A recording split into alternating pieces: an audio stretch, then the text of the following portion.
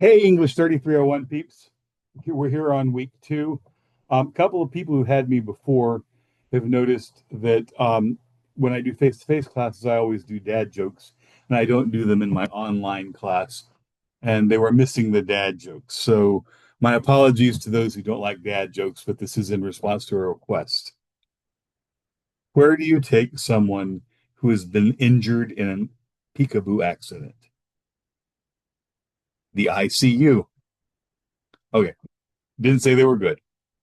Seriously now, week two is going to be largely about getting a draft ready of your field guide for the writing in your field. Part of the assignment for last week is for you to identify a professional in your field. Well, first of all, to choose the field that you want to do your field guide on. This is what I'm majoring in. This is a job I think I want to do. Choose a field. Try to do some finding of what kinds of writing they do in the field. Preferable things would be, if at all possible, contact someone who does that job and see if you can get an idea of the kind of writing they do in that field. It will definitely be mandatory that you do that for part two, and then do some Googling, searching, and find out some of the kinds of writing that a professional in that field does. And then you want to create a field guide. Now I'm going to share my screen here and take you to the um, sample field guide here. And hopefully you're seeing that as well. And you see, we've looked at this before. This isn't anything new that I'm showing you. But notice it's all on one page. And this is going to be the communication guide to whatever your major is. And the categories are going to be different depending on what you do. You might do reports, you might do proposals, you might do interim documents, external documents, you might do lots of emailing, you might do reports. Uh, the categories are going to depend depending on the kinds of writing you do. But there need to be at least 10 different kinds of writing. And each of yours will be, what is the document? What is the audience? So, what is the document? Who reads it, in other words? What is the purpose? What use is made of this document? How is the document delivered? Is it paper? Is it electronic? Is it a video? Is it a voice thing as well? What are some features of it? What does it cover?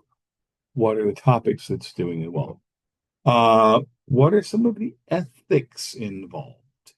Um, now, it just depends. I mean, if it's legal work, it's lying. If it's uh, having bias, uh, for example, if you're a police officer, you have to write very straightforward, very factual, very matter of fact. You can't say, the subject was robbing um, a house. You say an individual was observed walking into 1234 Donovan Street.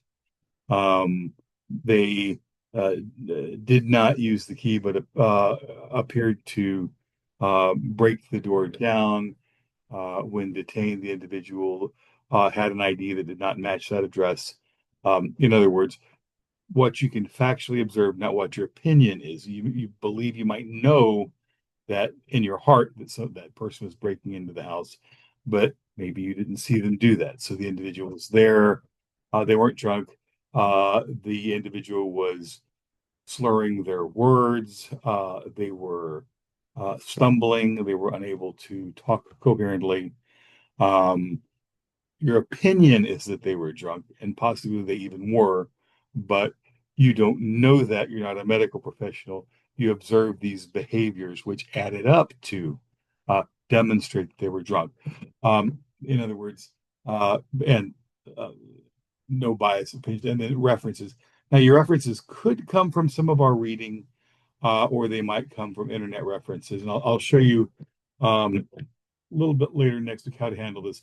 But the idea is for this all to fit on one page. So part of it's going to be document design because it's literally figuring out how I can make all of this fit on one page. It does need to be horizontal, not top to bottom. letter size, but horizontal like this, so like the paper is laid on its side as well. And needs to all fit on one page, so it can literally be a guide or a reference guide to this as well. So a lot of work on your own this time, a lot of finding out about writing in your field, a lot of maybe contacting people, looking for sample documents, a little bit of independent research on Google.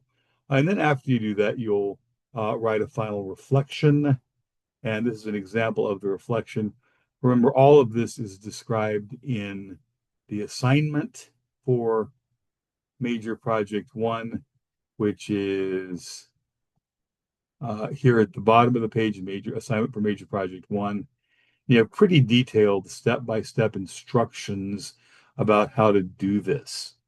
Um, Decide on a career, research writing in your field, create a table, reflect on your work, and then submit your project in Canvas. So what's going to happen is this week, you're going to do a few more exercises in Canvas intended to help you learn more about writing. We're going to focus on rhetoric, which we're defining as the art of communication. We're going to do some readings and an exercise on rhetoric and a couple of other exercises as well. But the main purpose of your work is to get a draft ready of this. So you're going to have your draft ready by Friday night, and then Canvas should assign you to groups and the peer or should assign specific people for you to provide peer review to. There are instructions in the Friday folder or the Friday work for how to provide peer review for your classmates. Um, and then the peer review is going to be due by midnight the following Monday. Okay. So again, readings, writings, big thing, create the major project. Um, uh, Field guide and reflection. Get that up by Friday night and provide peer review to your classmates on um, by Monday the 16th. Okay. Now, if you look as you look at this assignment, you're going to feel overwhelmed initially, and that's okay. Um, it's going to look like a lot of work, but after you actually start diving into it and doing some reading, doing some looking, you're going to find out it is a pretty straightforward assignment. It just requires you to find out some information and then put it in a form that other people can use, which is literally what technical writing is. It's not as hard as you think. I encourage you to get started early, to phone call me, to phone call me, to phone me, email me, stop by my office. I'll be glad to provide you help every step of the way. But I can't help you if I don't know you're struggling. So that's all for now. A little bit longer video than I intended, but I want to make sure you've got the support that you need. And so thanks so much. I look forward to reading your work.